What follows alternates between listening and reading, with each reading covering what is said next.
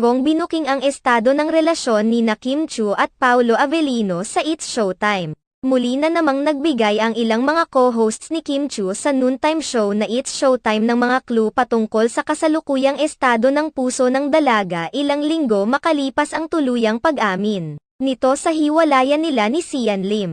Laman na naman ng asaran ang kapamilya actress host na si Kim Chiu sa kamakailang episode ng It's Showtime, patungkol sa gusto nitong i-manifest ngayong taon.